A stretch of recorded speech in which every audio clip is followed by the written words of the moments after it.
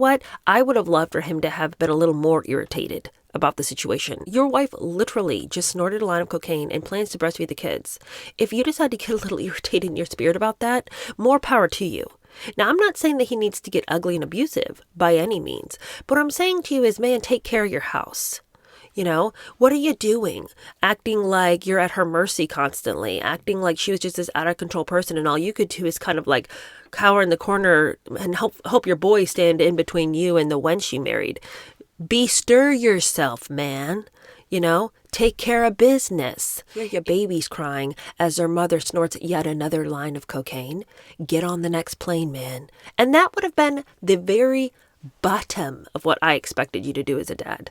Right? That's bottom of the barrel parenting right there. You hear your babies crying and you get on a plane to go to them, bottom of the barrel, okay? It's what we expect you to do.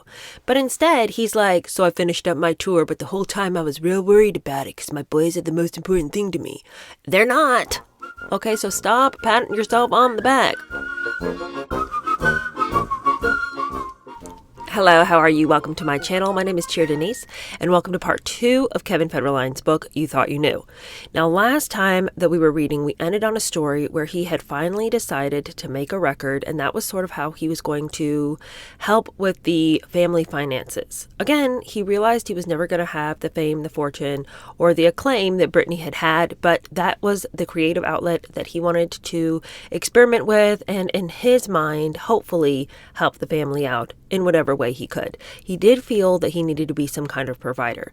Now, as a side note, I would have loved for him to work on providing the family with some stability since he was married to somebody who very clearly was unstable. But bestirring himself toward the courage of standing up to her in any environment seemed to completely evade him.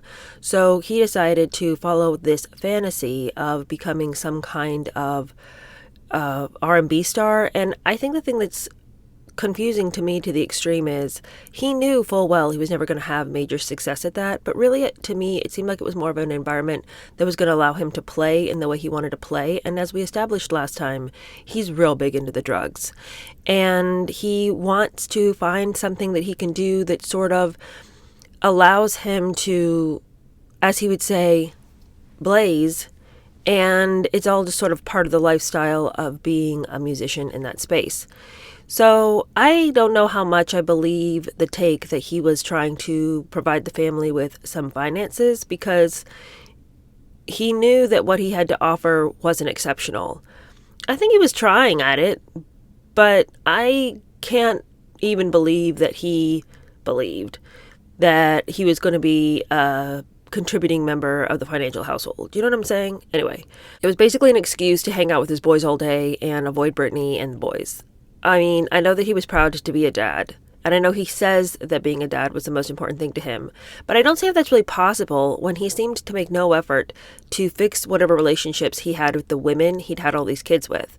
Like, being a dad also includes having a relationship with the woman who birthed the baby.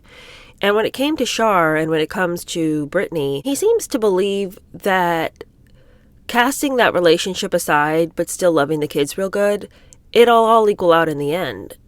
I'm telling you right now, the kids want you to have a good relationship with their mom. It's not enough that you're a warm body with the name of dad. So, I don't know. I think what bothered me the most in this book, apart from his passivity, was the fact that he just expects so very little of himself. And there's a couple of stories that I'm going to tell you today where you're shocked that he's over there patting himself on the back. And you know what Kevin reminds me of? Kevin reminds me of when you're going into the grocery store and you pick up a package of food, and on the front of the package of food, it says something like, made with all real ingredients. And you're thinking to yourself, well, what else would you make it with? Don't give yourself too many compliments, you know? And Kevin is like that. Like, he will tell you some story and tell you the way he behaved, and he really wants to put an exclamation point on behavior that I'm thinking, yeah, you're the dad. Of course that's what you did. What else were you expecting to do? And I'll get more specific as we get there, but Kevin is the grocery store package of food claiming to be full of real ingredients. Okay, that's the least of it, you know? All right, moving on. Yesterday's story, he had been really upset because at his launch party, Britney, who had said she wasn't going to come and was going to stay in with the boys, decided she would come. And then she was really partying, snorting coke and carrying on. And he had asked her not to breastfeed the boys when she got home. This had been an ongoing argument between them because he'd already said multiple times when he saw her drinking and taking her pills that he didn't like that the boys were being breastfed when she was in that condition, but she refused to give them formula. So because this had already been an argument, when he leans in at that party and says, "Please do not go home and feed the boys since you've been snorting coke," she got really defensive.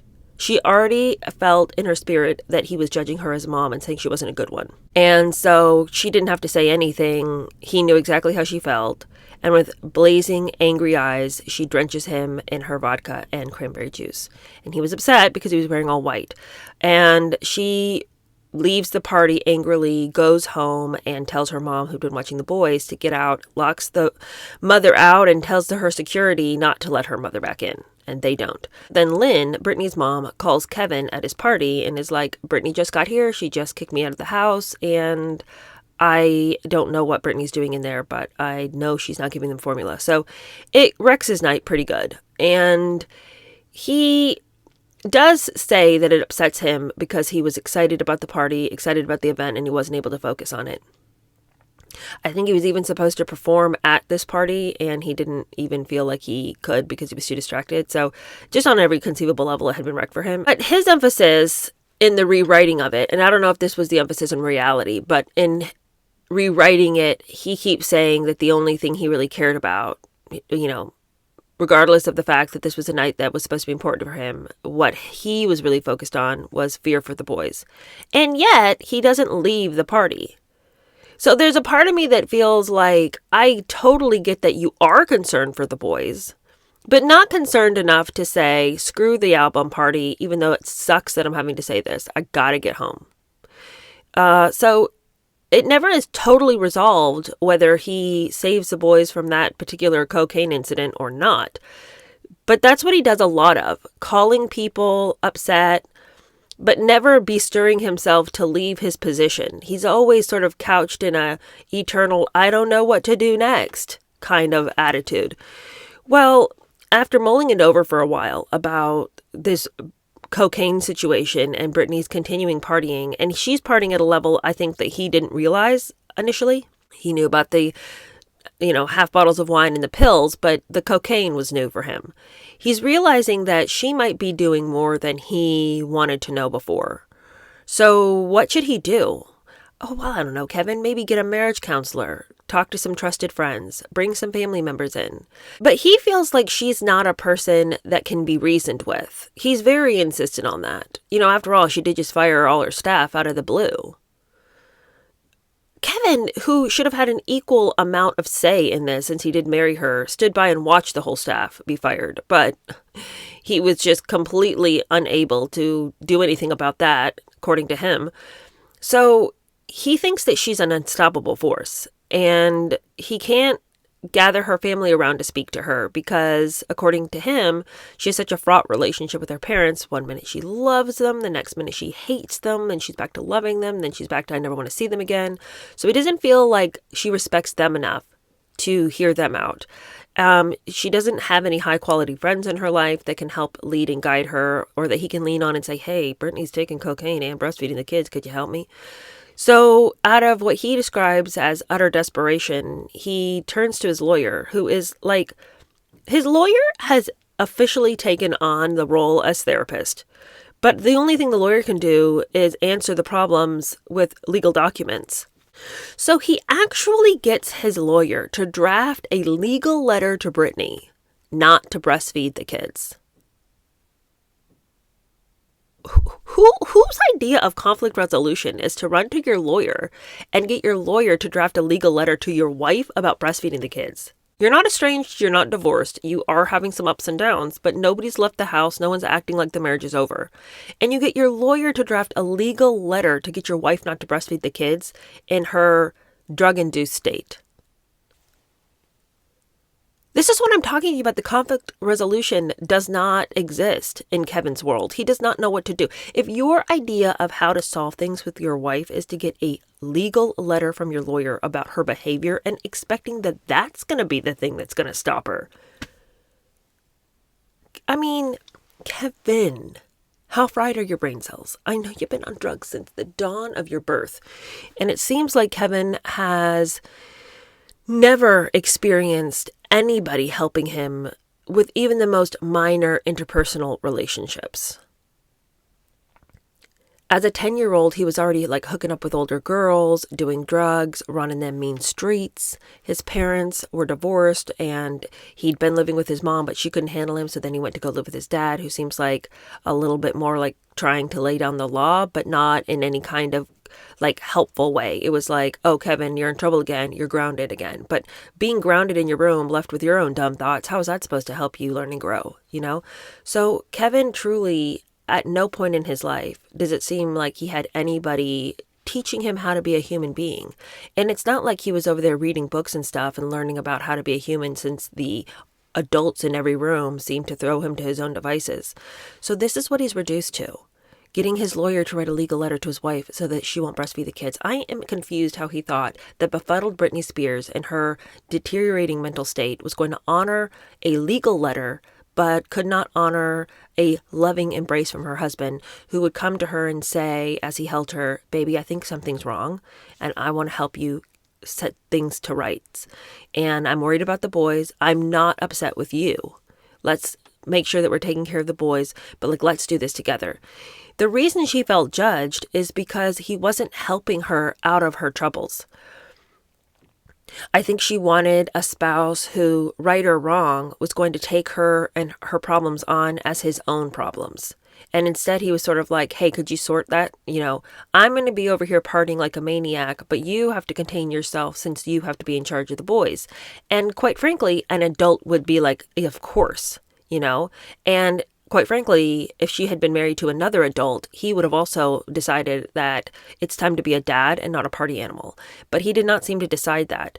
So in her immature state of mind, it would have felt like, so I have to grow and be the grown-up, but you can be whoever you want to be. And I think that's why she blew up. It wasn't necessarily because she objected to what he said. I think it was an objection at the fact that her life was changing enormously because she had 2 kids.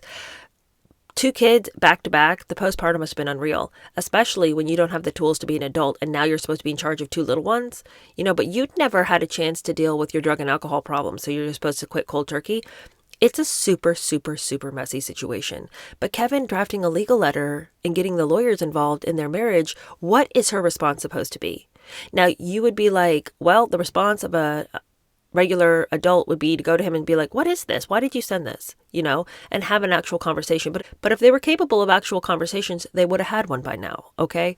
Instead, he avoids, and then gets a lawyer involved. And then he has the audacity to be surprised at her behavior. So he goes off to New York City because he's got to promote his album. In Britney's book, she acts like he disappears inexplicably. She acts like she doesn't understand what he's doing when it comes to this album. And I think that her book, which we read word for word on this channel, and for those of you who feel like I'm being naive in reading Kevin's book and believing any of it, friends, I read her book word for word and gave her all kinds of empathy and sympathy and understanding. But at the same time, there is another person involved, and his perspective deserves to be critiqued and analyzed. And there could be partial truth to it, whether we want to believe it or not. Britney's not a saint all the time. And Kevin certainly isn't a saint. These are 2 broken people trying to navigate with very small toolboxes with which to interact. So I believe that both of them contributed to the downfall of this marriage. But he goes off to New York and she acts like she doesn't understand why he would do that. But I don't understand how she could not understand, because he did have an album. It was a legitimate album. It wasn't like him making up something, I have to go to New York. But in her book, she's like, he just disappeared in New York and I had no idea why he would do that. And in his book, he's like, well, I was promoting the album. I had to travel around and that's why I did that. So he goes to New York. In her book, she writes, I didn't know where he went. So I just called the lawyers and I said I wanted to divorce him. And I went to the courthouse and filed for divorce. Because if he wasn't going to be around, if he was just going to inexplicably leave me, what else was I supposed to do? In his book, he says, I wrote her a legal letter telling her I wanted her to use formula instead of breastfeeding. And can you believe that then she went to her lawyers and divorced me? Well, yeah, I kind of can. Because he involved the lawyers first in what should have just been a regular conversation. So if you're going to get a lawyer involved to tell your wife what you want her to do, then in the state of mind that she would have been in, her recourse probably would have been to get the lawyers to be like, well, I guess this guy doesn't want to be married to me, because who gets a lawyer to tell me what to do unless we're in some kind of a discussion in which we are no longer able to mediate ourselves and now we have to get lawyers involved. I guess you want a divorce. Is it an overreaction on her part? Yes.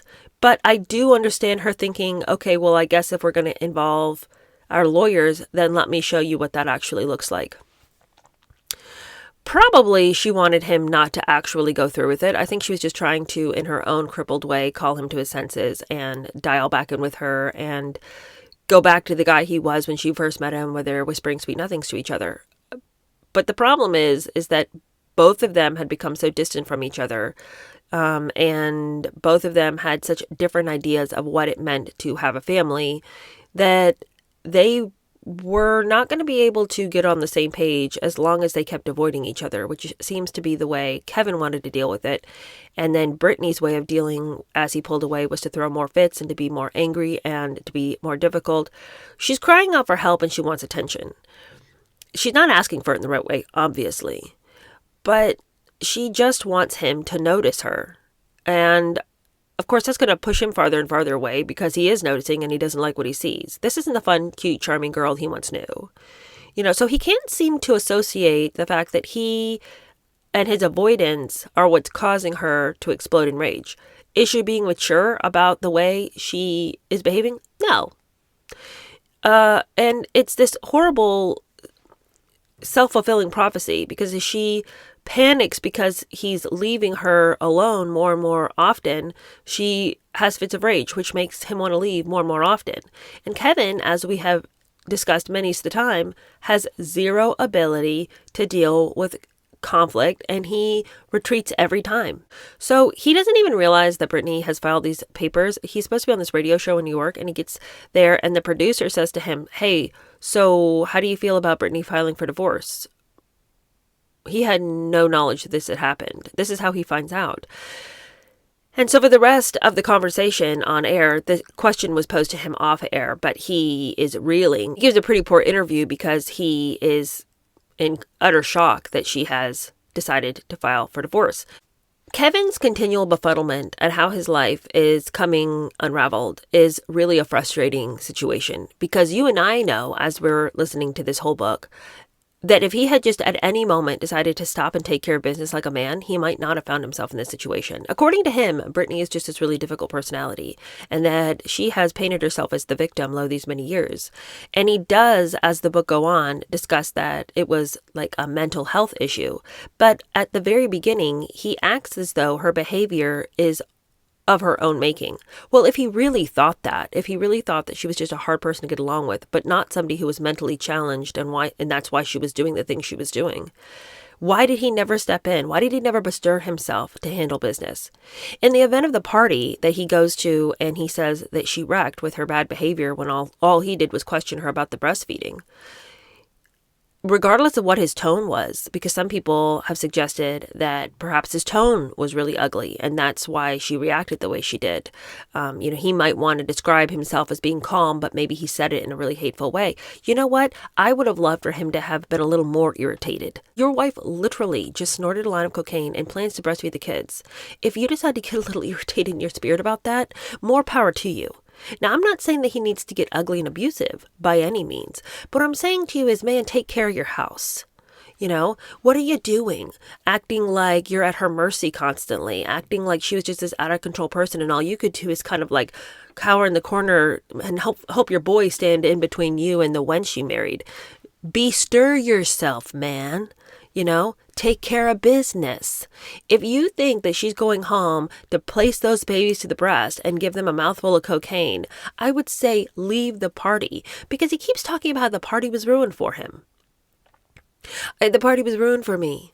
It was supposed to be my night, man. And she just had to come. And I'm not saying I was mad that the party was wrecked because of it was my album. It's just I was so worried about the boys.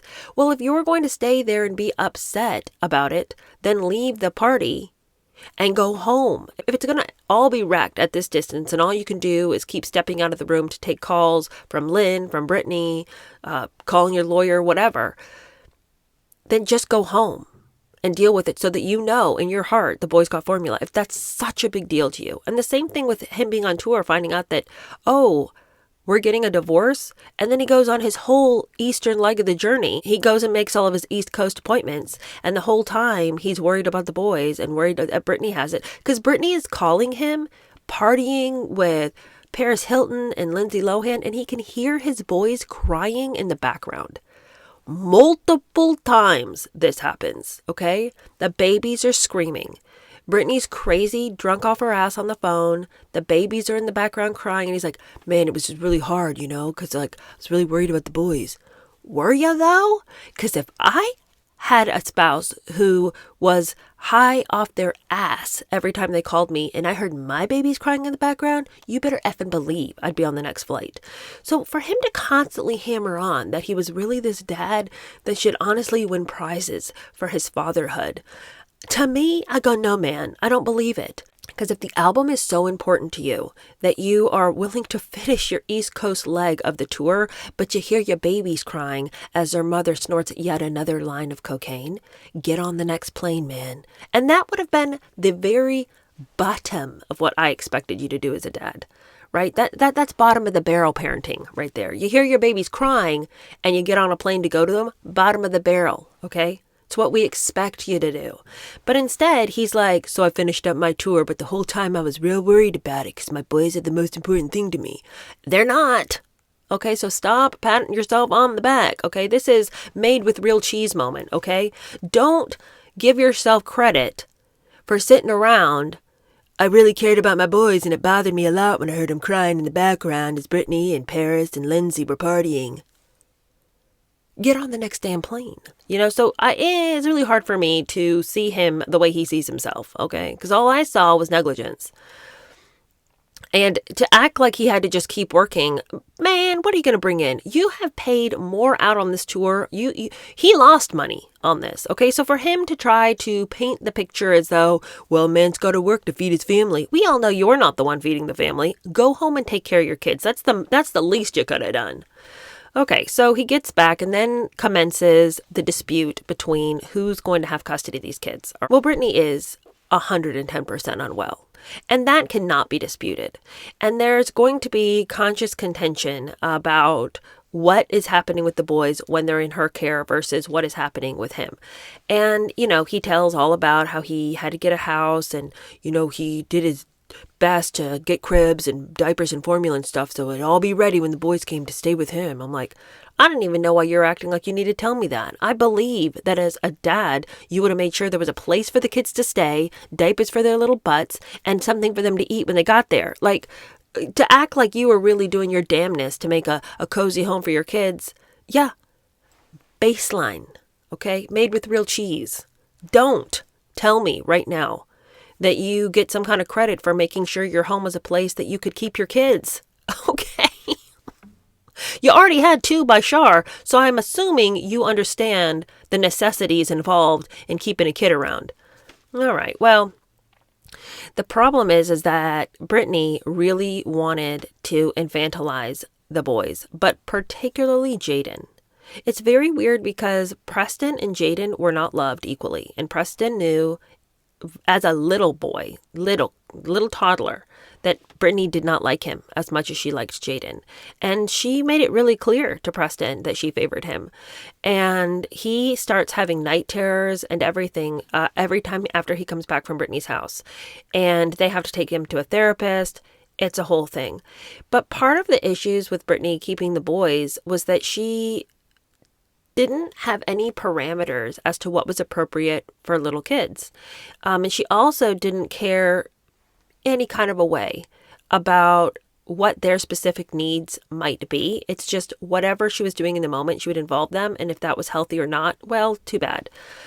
Now, the boys had a nanny when they were staying with Kevin, who was this woman in her 50s. I think she was from Jamaica. They loved her. And she took a great care of them when they were with her, but then when she had to bring them over to Britney's house, she obviously did not go with them to Britney's house. But she would write notes for Britney about certain things. Like Jaden had a ton of allergies, and he had really bad eczema behind his knees. So the nanny that Kevin employed left a detailed list of foods that he couldn't eat because it would cause his eczema to flare up. And he was really allergic to horses. He was really allergic to shellfish, etc., etc. But Britney didn't care. She would take them horseback riding. She would feed him shellfish all the time. Both boys actually had an allergy to shellfish. She was constantly feeding them stuff. So when they would come back, the poor kid would be riddled with his eczema. He would be sick. And Britney just didn't care.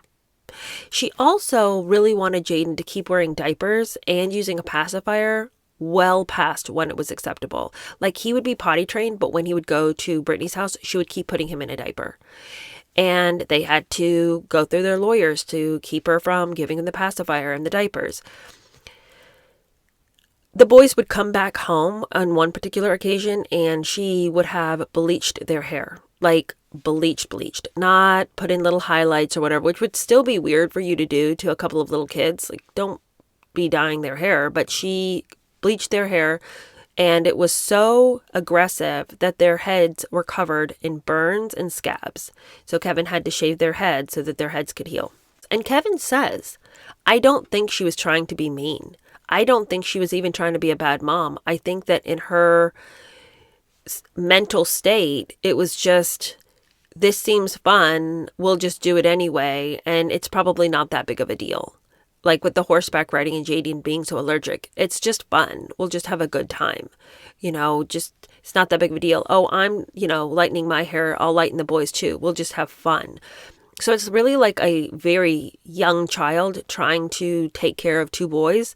And she parents them the way you would expect like an 8-year-old to take care of her little brother, who she almost considers like a little doll.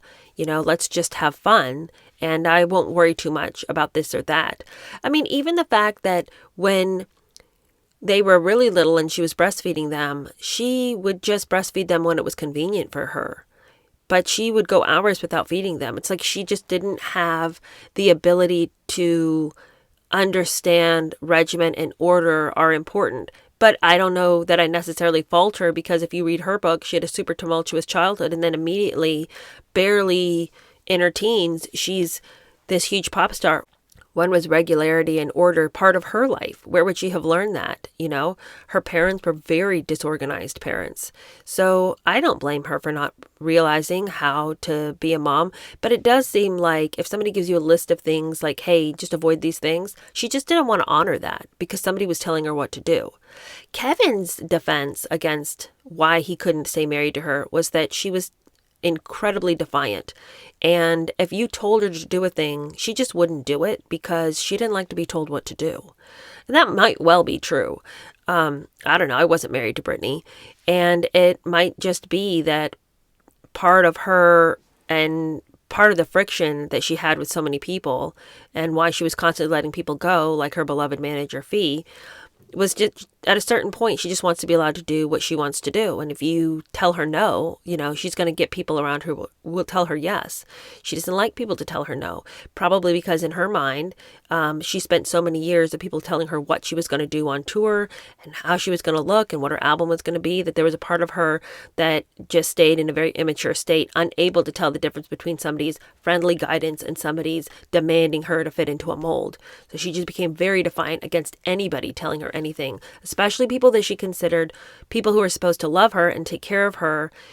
She had begun to view guidance as manipulation, and she was going to be against that at any context. But that made it be very difficult to parent with her or to expect that she could manage as an adult, because tell her no or don't do this or the boys can't do X, Y, or Z. I'm going to do it the way I want to do it. So the boys are getting older and older, and they stop wanting to go over to Britney's house because it's getting weirder and weirder. At one point, Preston, who had been very vocal to Kevin about feeling badly that Britney just didn't like him as much, says to Kevin, I don't want to go over there anymore. And Kevin, who I feel like had just put his head in the sand when it came to Britney all the time, is like, come on, man, you got to go over there. She's your mom. We got 50-50. And he's like, Dad, Mom's making me take baths with her, and I don't want to get in a bath with her anymore. It's weird. He's 11 years old. And, Kevin is just, I just feel like for the level of chaos that he'd experienced with Britney himself, for him to not really doing his due diligence to find out what's going on with the boys when they go over there, like sending them over and just being like, hope everything's okay over there. How can you even say that? And the boys weren't even coming home and telling Kevin everything that happened until it got to be too much for them. And then they would finally explode and be like, Dad, I can't anymore. Well, why, son? Well, she's making me take baths with her. I'm 11. I don't want to anymore. It's like, the kid shouldn't have to get to the point where he can't endure it anymore before the other adult steps in and goes, hey, why is it that you never want to go over to mom's house? You know? Because Kevin's like, well, mom can be kind of crazy, so that's probably why you don't want to go over. But he never tried to find out until the boys are just desperately clawing at him and like, Dad, please, And I found myself often frustrated. Well, to back up a little bit, Britney's erratic behavior and her drug use and her inability to hold it together caused their family to do an intervention. And they do the intervention and they call Kevin, like, Kevin, we need you to go and get the boys and bring them to your house because we're going to do an intervention with Britney and hopefully we can get her to commit herself to some kind of facility. So he goes over, he meets them all at the intervention. He tells Britney, look, no one's judging you. You're doing the right thing. This isn't a sign of failure. You just go and you get yourself in order. I'm going to take care of the boys, but don't worry. I'm not taking them from you, but I'll be there watching our kids while you go get some help. And it's the most loving thing you could do. So she reluctantly commits herself to getting some help. He has the boys, but she doesn't stay in there. She ends up signing herself out and making her way over to Kevin's house. And Kevin, to this point, had managed to be pretty hidden from the paparazzi. They didn't know where he was living. And he was living in like this gated community. And so he was pretty happy to be free of the paparazzi, which had been a real hallmark of his relationship with Britney. But when she drives over there, the paparazzi all follow. She comes screaming and banging, I want the babies, let me in, let me in, let me in. They won't let her into the house because of the state that she's in. The boys are frightened. They put the boys away back in the house where hopefully they can't hear her screaming at the gate through the intercom. And she is ranting and raving. She's not saying things that make sense. But the one thing they can hear her say that does make sense is let me in, let me in. But then the rest of it is words that she's not making complete sentences. She is just in a complete panic. They don't let her in. She gets in her car. She drives down to the village kind of near the bottom of his street. And this is where we see the infamous pictures of her going into the hair salon and wanting her head shaved. And when the hairdresser won't do it, she takes the clippers herself and does it herself. And she's got this sort of maniacal look in her face. It's really frightening look of possession almost. And he said it was that same look that she had when she was up at his house. She shaves her head, and then this is the era of freaking out at the photographers and taking the umbrella and bashing the car, and just this is peak Britney having public meltdowns. And it was really all around her kids. She felt that people were trying to take her kids away from her and calling her an unfit mother, and that really panicked her. And the reality is she wasn't being a fit mother, and somebody did need to watch the kids while she got herself sorted. But in her mind, she had done everything right. In her mind, she hadn't done anything wrong. And the panic that she felt and the struggle that she was having with her mental illness and her postpartum depression all created this horrible scene that played out for the public. And Kevin is not obviously mocking her in any context. He writes really kindly about that episode.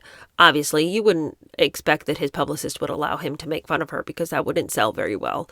And I'm not saying that he even has a mocking personality. I'm just saying, the stance that Kevin takes is the one you would predictably expect him to. A lot of empathy, a lot of sympathy for where she was at that time, but reiterating that he knew then that he really had to make sure that the boys were taken care of. And this launches into feeling the necessity to have them in his custody 100% of the time. So then they end up going to court. And he was very nervous about going to court because he felt like even though they were asking him straightforward questions, what if they just decided to believe that he was not the stable parent since publicity had never really been on his side. But Britney kind of did his job for him because she's showing up to court in a wedding dress. She holds up court for an hour and a half one day just driving around the courthouse in her car. She's there, but she's not coming in. She acts erratically. She behaves in unbelievably unprofessional ways. She comes to court wearing clothes that are not appropriate for court. So Kevin could have come to court and said nary a word, and it would have been clear that between the two of them, as he sits there in a suit soberly, and she's coming in a wedding dress, cussing folks out and carrying on, that of the two of them, he was probably the better bet for the boys. So he gets custody. And the book is rather disjointed when we get to this part of his life because he's partying, he's out of control. When he doesn't have the boys, he is not one whit worried about his behavior. Although he can see it so clearly in Britney that her partying was detrimental to her ability to parent, he seems to think that because he is able to function as a drug taker and as a drinker of alcohol, since he has sober periods, that means that he doesn't have to stop his partying. And he describes his life like this. When I didn't have the kids, I was out. Not a few drinks out with the boys kind of out. This was a full-blown bacchanal bender of a first-rate Hollywood order, a journey through the underbelly of L.A.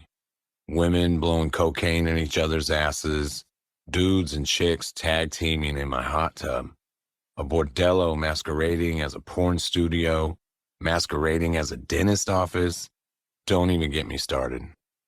I was young, freshly single, flashing my fame a bit. I was living in extremes, a responsible, devoted dad one day, and a reckless party animal the next. So you can imagine that trying to follow a book when a person's living a life like that, it's pretty difficult to follow. Through all this chaos, he manages to meet her current wife, and they meet at a party at his house, and she is oddly clumsy at this first meeting. She falls off the bar at one point, and at another point she breaks a glass by accident. Yet it's also, in his words, like charming because he thinks she's so genuine. And at the point when she breaks a glass, they're sitting at this coffee table outside, and she goes to take her glass, pick it up or something, and she knocks it off the table and it smashes. And she's horrified and really apologetic. And then his response to that, to make her feel like it's not that big a deal what you just did, don't worry too much about it, takes his glass and smashes it right next to hers. And in that moment, they fall in love. It just really takes all kinds to make a world.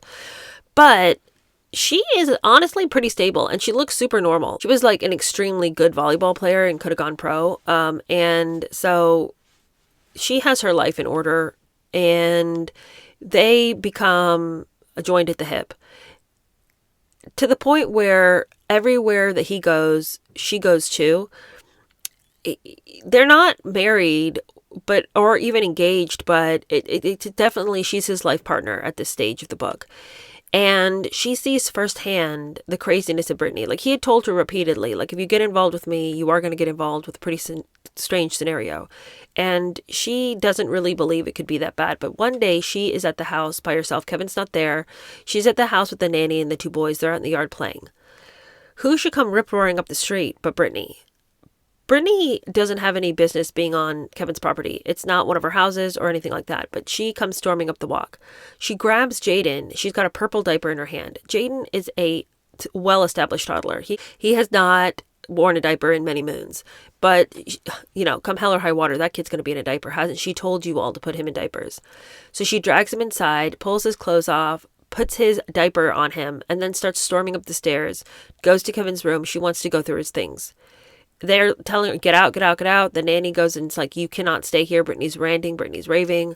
And then, after she's gone through all Kevin's things, she just up and leaves. So Kevin's new girlfriend sees what she's in for, but she's willing to stick it out because for whatever reason, she thinks Kevin's great. It's weird to me because truly, you're looking at these pictures of this person, she seems like she has it together. She's not wild or crazy or confused looking herself, but for her to hitch her wagon to Kevin Starr is unbelievable. I mean, I've listened to this man's book. I listened to every dang word of it. I cannot tell you how shallow, how unable he is to reflect on behavior. He has no self-reflection. He has no depth. He's all about partying. He lives in a world of utter delusion in which he is some kind of a hero for doing the most minor things. And yet somehow she still wanted to be with him. I mean, like, I don't understand what she gets out of this relationship. I really don't. But regardless, she sees what she's in for, but she still stands by his side, even though Britney might show up at any time to put the grown kids in diapers. The book, like I said, is very disjointed because at this point he stops telling a narrative that I can follow and he just starts telling me various things that have happened. And in this very upsetting period while the boys are still quite young, we have the incident where she had stabilized enough that the boys could go over to her house for some time. And it was her turn to have the boys. And when it was time to go and pick up her boys, Kevin was busy for some reason. And so he had sent one of his security team to go pick up the boys. She didn't mind them coming to get Preston. She never liked that kid anyway. But she locks herself in the bathroom with Jaden. And now it's an absolute standstill. They can't get her to open the door. They have to call the police. They don't know what she's doing in there. And she's super erratic, as we've stated. They're really worried for Jaden. She's screaming that she's not going to let her boys go back because they are being abused. She claims that the eczema that Jaden has are signs of abuse. It's eczema. And never anybody has seen eczema. It does not look like signs of abuse. It looks like what it is. It's eczema. But that's what she claims. She's, come hell or high water, she's not letting her kid go back to the abuser. They finally wrestle the child out of her arms, and mind you, Kevin never at any point shows up to this scenario. Now, some people could have said, well, maybe it's because he thought that if he showed up, it was going to escalate an already very tense situation. But I'm telling you right now, if I had been the dad, if I couldn't be on the actual property, if I'd been told by law enforcement or those who were there on my security team who felt that it would be really negative thing for Jaden, if I showed up, it would make her even more angry, I would be at the next house over waiting until I could rush in. I would not be standing at my house miles away and being like, what's going on over there, man? Everything going on okay? Britney let Jaden out of the bathroom yet? Like, I would not just be standing there waiting for some kind of action report. I'd get my ass over there. But no, he just sits around, calling every couple of minutes to find out what's going on. I don't know, man. Find out for yourself. Get your ass in the car and come on. Instead of hiding back there waiting for your security to do everything for you. They get Britney out of the bathroom in a straitjacket.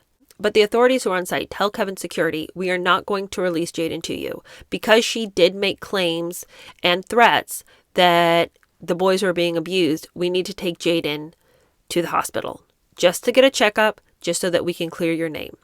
Meanwhile, through all of this, they had brought Preston home to Kevin. But Kevin has nannies and people there. So he could have at any time left Preston, who was asleep, in the care of the nanny and gone immediately to the scene where his other son was being held by a crazy person, according to him. And honestly, according to everybody there, because they put her in a straitjacket, she was unable to contain herself. So they had to contain her. So he's hanging out at the house when he gets the word that Jaden's going to the hospital. And then he jumps in the car and he writes about it like this. Lonnie told me that they weren't releasing Jaden to him, that they were taking him to Cedars-Sinai to get checked out, and that I needed to meet them there. I didn't even hesitate. I grabbed Big Mike and we jumped in the car and flew out of Tarzana like we were on fire. Kevin, this is a made with real cheese moment.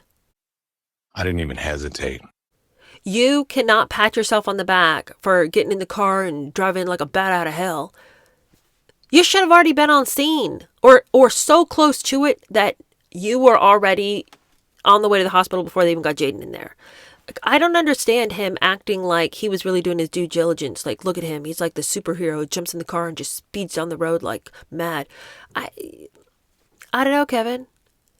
I don't know what you want me to say. Honestly, I think you should have already been there or so close to the scene that, you were steps away from it. If you couldn't be literally on the scene, you need to be like literally 1 inch outside of the boundary of being able to be there. but he wants to pat himself on the back. He's really done his due diligence. So he gets to the hospital. Obviously, the eczema is the eczema, so they let him go. But then they send a doctor to his house, and he has to wake Preston out of a sound sleep. They have to undress Preston, and they have to give him the once-over to make sure he hasn't been abused. And Kevin's really indignant about it, as he should be, because it's like, look, Britney, your crazy statements about abuse are costing the kids these incredibly traumatic events. Jaden's stuck in the bathroom with a raving person. Everyone's screaming and carrying on outside the door. She's screaming, carrying on inside the door. Poor Jaden is just cowering in the bathroom. Then we got to rush him into the hospital. Then we got to come home, wake up the other child who, thank God, had fallen asleep. We got to wake him up, giving him the once over. Kevin's upset. He's angry, and he should be, because those false allegations are costing their kids their peace, and they are having to go into like trauma therapy because being around Britney is so traumatic. So as the boys get older and older, the incidents increase with her acting out and raging. And as they get older, they are wanting to prove to their dad, us not wanting to go to mom's house isn't us being mean to her. She's unstable. Now, many of you guys have heard this leaked audio of Britney and the boys fighting and arguing. You have come in here when we're trying to go to bed, and then you just go and you say, it's my house. If I forget something, then I know this is my house. If I want to come in here and give you lotion for your face because it is coarse, and all you tell me, no, it's fine. No, it's not fine. You all better start respecting me. Are we clear? yeah. And when Robin calls, and you're all, even Robin's a fucking kid. She goes, what have you been doing to your kids? You all need to start treating me like a woman with worth. I am a woman, okay? Be nice to me. Do you understand?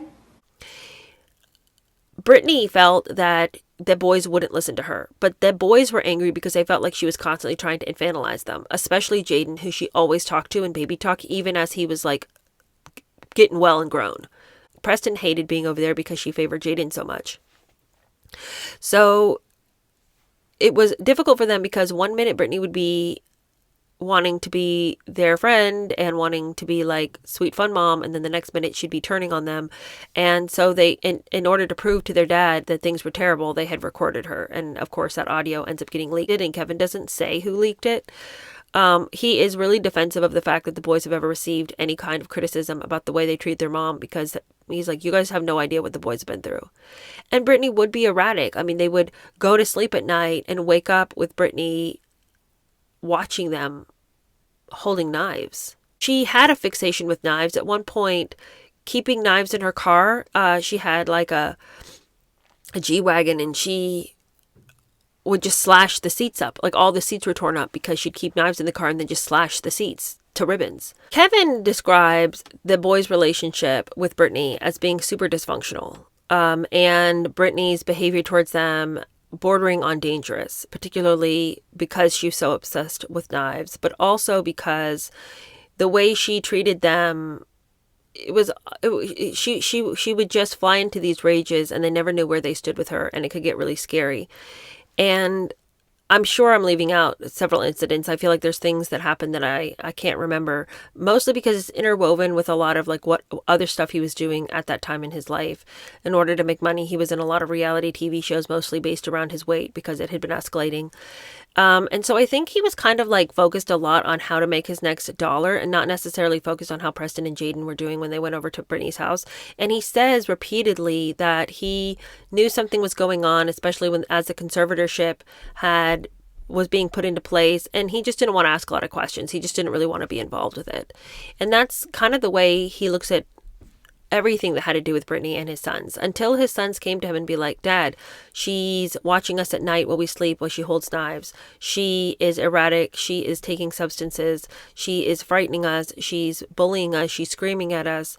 Until they finally told him clearly what was going on, he just decided not to ask too many questions. And it's really frustrating because it's like, you know what you experienced with Britney. If you say that she was so erratic that you didn't even know which way to turn and you were sort of just frozen and immobile whenever she would fly into these rages, what did you think the kids were going to do?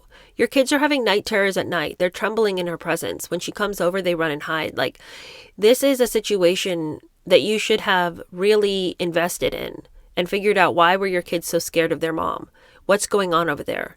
You know, why is she asking the 11-year-old to take baths with her? There are just too many signs and signals that Kevin should have invested in, and for once, all of his passivity needed to come to a screeching halt. He should have dealt with the situation.